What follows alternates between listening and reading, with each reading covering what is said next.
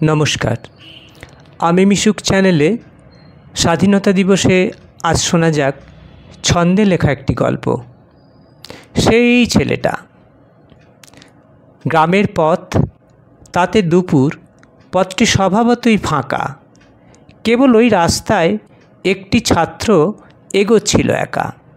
হঠাৎ একটা পথিক বাঁকে দাঁড়ালো পথ জুড়ে। বয়সটা তার 18-19 হতেও পারে। কে আপনি? কোথায় যাবেন? এলেন কোথা থেকে? শুধোতে গিয়ে ছাত্র এসব শুধোয় নাকো তাকে। আসলে মুখটা যেন লাগছিল তার বড্ড চেনা চেনা। গত বছর চৌরিগাছার সেই ছেলেটি না? না না, সে কেন হবে? সে তো ছিল আরও ছোট এবং ফর্সা রং। মনে পড়েছে, এই তো সেই রথের মেলায় সেজেছিল সং। বীর ক্ষুদিরাম সেজে সেদিন লাগিয়েছিল তাক। সবাই মিলে চেঁচিয়েছিল গোড়া নিপাত যাক।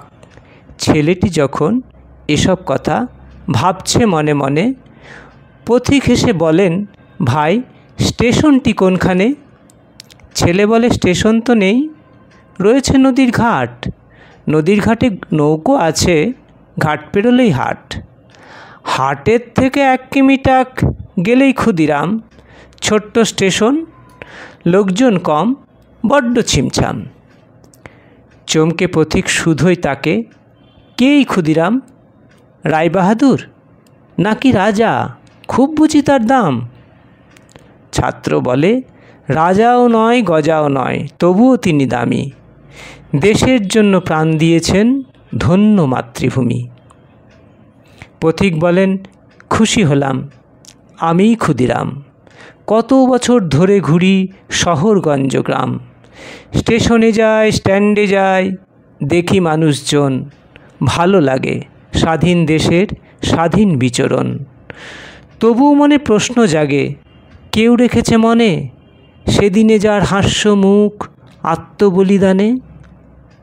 তোমার কাছে যা শুনলাম ঘুচল মনের কাঁটা। আজকে সফল, এত বছর হেথায় হোথায় হাঁটা। অবাক ছাত্র দাঁড়িয়ে পড়ে প্রণাম সারে দ্রুত। বীর ক্ষুদিরাম হাওয়ায় মেলান, ছাত্র থতমত। হঠাৎ একটা কণ্ঠ বাজে গ্রামের পথের বাঁকে, দেশের জন্য একটু ভেবো পড়ার ফাঁকে ফাঁকে।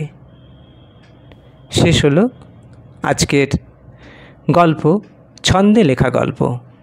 কেমন লাগলো তোমাদের অবশ্যই জানিও।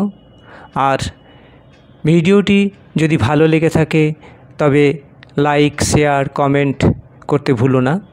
আর এই চ্যানেলটিকে অবশ্যই সাবস্ক্রাইব করে রেখো। নমস্কার।